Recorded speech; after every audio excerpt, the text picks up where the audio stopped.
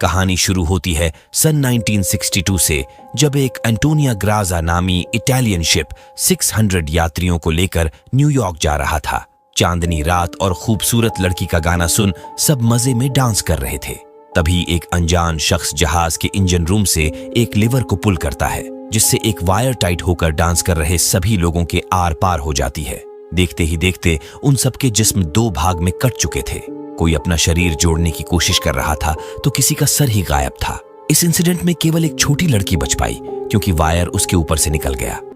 इस घटना के 40 साल बाद एक खोजकर्ताओं की टीम समंदर से एक पुरानी शिप खोज कर ला रही थी। तभी अचानक वो पुरानी शिप डूबने लगी।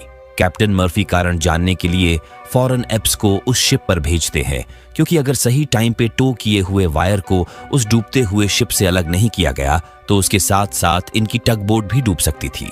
टग बोट खासकर जहाज को धक्का देने या खींचने के लिए बनाया गया होता है। इसका इंजन बहुत ही पावरफुल होता है, जो एक विशाल जहाज को भी खींच सकता है। एप्स कैप्टन को चेक कर बताती है कि जहाज में दरार पड़ चुका है, अगले 5 मिनट में ये जहाज डूबने वाली है। कैप्टन आदेश देते हैं कि वो टो किए हुए वायर को खोलने वाले हैं, फौरन वहां से निकल जाओ।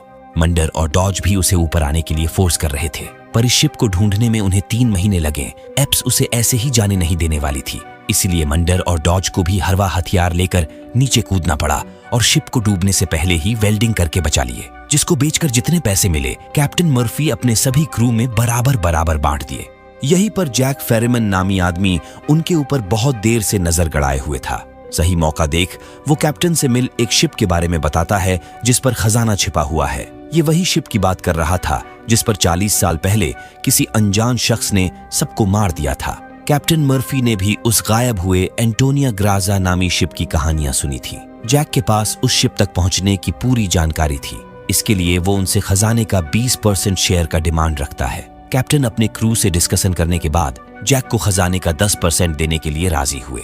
नाना करते करते वो भी मान गया, जिसके बाद ये लोग अपनी टग बोट आर्कटिक वॉरियर को लेकर उस एंटोनिया ग्राजा नामी इटालियन शिप को ढूंढने निकल गए। लगभग 14-15 दिन समंदर में सफर करने के बाद एक साम सैंटोस को रडार पर एक अजीब सी चीज दिखी। जब कैप्टन उसको देखने आए तो वो रडार से गायब हो चुका था। तभी अचानक उनके सामने एक बहुत बड़ी शिप प्रकट हो गई, जिससे टकराने से ये लोग बाल बाल बचे। जब उसके ऊपर खोजी बत्ती जलाकर देखा गया तो पता चला कि ये वही शिप है जिसकी तलाश में ये लोग आए हैं। सबके चेहरों पे खुशी की लहर थी, क्योंकि ये शिप अंतरराष्ट्रीय समंदर के उस एरिया में मिला जहां पर किसी भी देश का दायरा नहीं है, यानी समंदर के कानून के तहत ये पूरी शिप अब उनकी हुई। ग्रियर और जैक को टग बोट पर छोड़ कैप्टन बाकी क्रू को लेकर एंटोनिया ग्राजा पर खजाना ढूंढने पहुंच गए। 40 साल से प्रकृति की मार झेल रही ये शिप अब खंडहर बन चुकी थी। एक जगह तो मंडर मरते मरते बचा, जब सभी मिलकर उसे ऊपर खींच रहे थे। तभी एप्स को अचानक वो लड़की दिखी जो 40 साल पहले इसी शिप पर हुए नरसंहार में बच गई थी। अगले ही पल वो गायब भी हो गई। एप्स अंदर ही अंदर डरी हुई थी, पर यह बात वो किसी को नहीं बताती। खजाने की जानकारी हासिल करने के लिए कैप्टन लॉग बुक का मिलना बहुत जरूरी था, क्योंकि इस शिप और खजाने के साथ यहाँ पर क्या हुआ कैप्टन ने लॉग बुक में जरूर लिखा होगा। लॉग बुक ढूंढने के लिए ये लोग कम्युनिकेशन रूम पहुंचे, जहां पर उनको एक डिजिटल घड़ी मिला, मगर 40 साल पहले ऐसे घड़ी नहीं हुआ करते थे। ये लोग अंदाजा लगा लेते हैं कि जरूर इनसे पहले यहाँ कोई और भी आ चुका है। आज के लिए इतना काम करने के बाद ये लोग वापस अपने शिप पर लौट आए। कॉफी पीते पीते कैप्टन डिसाइड करते हैं कि अगले दिन शिप को टो करके खींच ले जाएंगे। सुबह होते ही शिप की मुआयना करने के बाद पता चलता है कि शिप में ताजा ताजा होल हुआ है, जिससे शिप धीरे धीरे करके डूब रही है। इस हाल में शिप को खींच कर ले जाना एक पंचर ट्रक को खींचने के बराबर था। मंडर इस ग्रुप का स्पॉट वेल्डर था।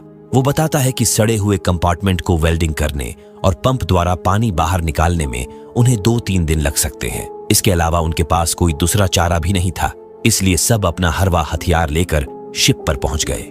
मंडर और डॉज को सड़े हुए कंपार्टमेंट तक जाने के लिए रास्ता क्लियर करने की ड्यूटी मिली, जबकि एप्स, मर्फी और ग्रियर कैप्टन की लॉग बुक और खजाना ढूंढने में लग गए। उधर टग बोट का इंजीनियर सैंटोस एंटोनिया ग्राजा से टक्कर में जो खराबी आई थी उसे ठीक करने में जुटा था। इतने में मर्फी को कैप्टन का रूम मिल गया। मर्फी इशारा करते हैं कि अंदर क्या क्या माल मटेरियल है मुझे अकेले ही देखना है, इसलिए ग्रियर पतली गली से निकल लिया। दूसरी ओर एप्स भटकते भटकते स्विमिंग पूल में पहुंच चुकी थी, जहां पर बहुत सारे गोलियों के खोखे पड़े थे। इसका मतलब यहाँ पर गोलियां भी चलाई गई थीं। पूल से वो जैसे ही बाहर निकलती, अचानक वो भूतिया लड़की दोबारा उसके सामने आ गई, जिससे डरकर एप्स सर के बल गिरी और तुरंत बेहोश हो गई। उधर मंडर और डॉज इंजन रूम तक पहुंच चुके थे। आगे का रास्ता लबालब पानी से भरा हुआ था। ये बात बताने के लिए वो एप्स से संपर्क करते हैं, पर रेडियो एक बार कनेक्ट होने के बाद लाइन कट जाती है, जिसे सुन एप्स होश में आ चुकी थी। उसके सर से निकला खून एक होल में गया और बड़ी ही रहस्यमयी तरीके से दूसरे होल से बाहर निकलने लगा। इतने में जैक वहां पर आ चुका था। ये बात वो उससे बताती है कि उसने अभी अभी यहाँ पर एक छोटी लड़की देखी जो अचानक गायब हो गई। इससे पहले कि कुछ अनहोनी हो, वो मर्फी और डॉज को वापस बुलाकर इस शिप से निकल जाएंगे। वहीं पूल इनके यहाँ से जाते ही लबालब खून से भर गया। दूसरी ओर मर्फी को कैप्टन के रूम से कुछ काम की चीज नहीं मिली। वहीं पर शराब की बोतल और एक ग्लास में पैक बनाकर रखा हुआ था। मर्फी जैसे ही उसे पीने वाले थे, एकाएक शीशे में कैप्टन की झलक दिखी। डर के मारे उसके हाथ से ग्लास छूटकर नीचे गिर गया। अगले ही पल वो वहां से भाग खड़े हुए। यहाँ पर सबके साथ अजीबोगरीब घटनाएं हो रही थीं। ग्रीर को तो उस लेडी सिंगर की मधुर गीत भी सुनाई देने लगी थी। वो उस आवाज के पीछे पीछे उस जगह पर पहुंच गया। उस लेडी सिंगर का नाम था फ्रांचेस्का। वो वहीं पर बैठे सिगरेट पी रही थी। दूसरी ओर ये दोनों लॉन्ड्री रूम से होकर आगे जाने वाले गेट को जैसे ही खोलते हैं, अंदर इकट्ठा हुआ सारा पानी इनके ऊपर आ जाता है। उसके साथ साथ कुछ लाशें भी थीं, जो देखने से लगभग 2-3 हफ्ते पुरानी लग रही थी। एप्स और जैक डर के मारे तुरंत वहां से बाहर निकल आए। तभी अचानक अपने आप 2 दरवाजे खुले। एक में 58 जैगुआर X150 पड़ा हुआ था, जिसे देख जैक लट्टू हो गया, क्योंकि ये उसकी ड्रीम कार थी। पर एप्स को यहाँ अच्छा फील नहीं हो रहा था। बस वो किसी तरह इस शिप से उतर जाना चाहती थी। एकाएक उसकी नजर कार्गो रूम में रखे सामान पर पड़ा, जो कि अपने आप ही हिल रहा था। वो उसे हटाकर देखे तो उनके होश उड़ गए। वहां पर सोने से भरा संदूक पड़ा था। ये बात वो सबको बताने के लिए जैसे ही आगे बढ़े, लॉन्ड्री रूम का दरवाजा अपने आप खटखटाने लगा। एप्स देखने अंदर गई तो पता चला कि मर्फी और डॉज उसे डराने के लिए वहां पर छुपे थे। उनसे वो डेड बॉडी और खजाने के बारे में बताती है, पर वो खजाने की लालच में अंधे हो चुके थे। किसी को परवाह नहीं थी कि 3 हफ्ते पुरानी वो डेड बॉडी किन लोगों की थी और उन्हें किसने मारा। यहाँ से इनको बहुत सारे सोने से भरे संदूक मिले, जिसकी कीमत लगभग $300 मिलियन थी। सब रातों रात अमीर बनकर बहुत खुश थे, इसलिए भंगार शिप को यही छोड़ सब केवल सोना ले जाने के लिए राजी हुए। सबसे पहले ग्रियर टग बोट पर गया। कैप्टन और बाकी क्रू भी सोना लेकर उतरने ही वाले थे। इधर सैंटोस इंजन ओवरहॉल करने के बाद जैसे ही इंजन स्टार्ट किया, लीक हो रहे गैस के चपेट में आकर बोट ब्लास्ट हो गया, जिसमें सैंटोस मारा गया। ग्रियर बोट के ऊपर था, इसीलिए बाल बाल बच गया। अब ये लोग इस सुनसान भूतिया जहाज पर फंस चुके थे, क्योंकि यहाँ से निकलने का जो जरिया था वो पूरी तरह से तबाह हो चुका था। एंटोनिया ग्राजा शिप पर भी लाइफ बोट नहीं था, जिसको लेकर ये लोग यहाँ से निकल सके। एप्स सबको हौसला देती है कि वो प्रोफेशनल सैल्वर्स हैं। कल से ही इस शिप को ठीक करना स्टार्ट कर इस मुसीबत से भी निपट लेंगे। लेकिन ये इतना भी आसान नहीं होने वाला था, इसलिए सभी लोग चिंतित थे। ग्रियर अपनी गर्लफ्रेंड को याद कर अलग ही परेशान था, क्योंकि 2 हफ्ते बाद उनकी शादी होने वाली थी। गम भुलाने के लिए वो वहीं रखी पुरानी शराब नॉन स्टॉप पीते जा रहा था। दूसरी ओर एप्स और जैक को कम्युनिकेशन रूम में यात्रियों की लिस्ट मिली। इतने सारे नाम देख उसके अंदर जानने की इच्छा हुई कि आखिर इन पैसेंजर्स के साथ क्या हुआ होगा। ये जानने के लिए वो बारी बारी सभी पैसेंजर्स के कंपार्टमेंट को चेक करने लगी। जहां पर एक लड़की की लाश झूलते हुए देख उसके होश उड़ गए। उधर ग्रियर को पूरी बोतल घटकने के बाद चक्कर आने लगा। वहां पड़े सभी टेबल कुर्सियां मूवमेंट कर रहे थे। देखते ही देखते सब कुछ रिवाइंड होकर बिल्कुल चमचमा उठा। उसके सामने शिप के सभी लोग जिंदा खड़े थे और ग्रियर के लिए तालियां बजा रहे थे। ये देख उसकी आंखें फटी की फटी रह गई। उसे लग रहा था कि 40 साल पुरानी शराब पीकर नशा चढ़ गया है।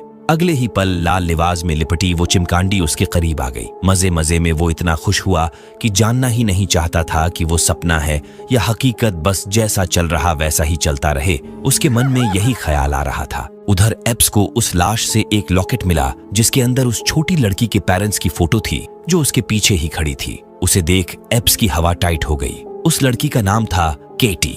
केटी कहती है कि वो लॉकेट बंद मत करना, बहुत सालों बाद मैं अपने मॉम डैड को देख रही हूँ। एप्स को अभी भी यकीन नहीं हो रहा होता कि एक मरी हुई लड़की उससे बात कर रही है, पर जैसे ही लॉकेट उसके हथेली के आर पार हुआ, उसे पूरा यकीन हो गया कि सच में वो भूत है। अगले ही पल अजीब अजीब सी चीजें होने लगी और एकाएक केटी गायब हो गई। उधर फ्रांचेस्का अपना सामान दिखाकर ग्रीर को अपने वश में कर चुकी थी। वो लट्टू की तरह उसके पीछे पीछे घूम रहा था। अगले ही पल वो उसको दबोचने के चक्कर में गिरकर मर गया। दूसरी ओर मर्फी कैप्टन के रूम में सो रहा था। तभी टेबल पर रखी बोतल अपने आप सरकने लगी। जगह तो देखा कि एंटोनिया ग्राजा शिप के कैप्टन उनके सामने ही बैठे हैं। मरे हुए आदमी को देख मर्फी के गोटे जाम हो गए। यहाँ से वो दुम दबाकर भागने के फिराक में था, पर कैप्टन उसे जाम पिलाकर कहते हैं कि तुम नहीं जानना चाहते सैंटोस की मौत कैसे हुई। अगले ही पल वो कुछ फोटोग्राफ्स दिखाते हैं। मर्फी उन फोटोग्राफ्स को देख दंग रह गया, क्योंकि ये 40 साल पुरानी जैक की फोटो थी और आज भी उसके उम्र में कोई बदलाव नहीं हुआ। वो फोटो में बिल्कुल वैसा ही दिख रहा था। मर्फी समझ चुका था कि जैक इंसान नहीं बल्कि भूत है। उसी ने खजाने की लालच दिखाकर उनको यहाँ फंसाया है। वो भागकर औरों को बताने जाते उससे पहले ही सैंटोस ने घेर लिया, जो कि अब भूत बन चुका है। वो किसी तरह जान बचाकर वहां से भागे, तभी एप्स वहां पर आ गई, जिसकी शक्ल सैंटोस जैसी दिख रही थी। इसलिए मर्फी ने उसको सैंटोस समझ उस पर हमला कर उसे मारना चाहा, पर जैक ऐन वक्त पे आकर उसे बचा लिया। उसके मार से मर्फी बेहोश हो चुका था। होश में आने के बाद वो किसी और पे हमला ना कर दे, इसलिए उसे एक टैंक में बंद कर दिया गया,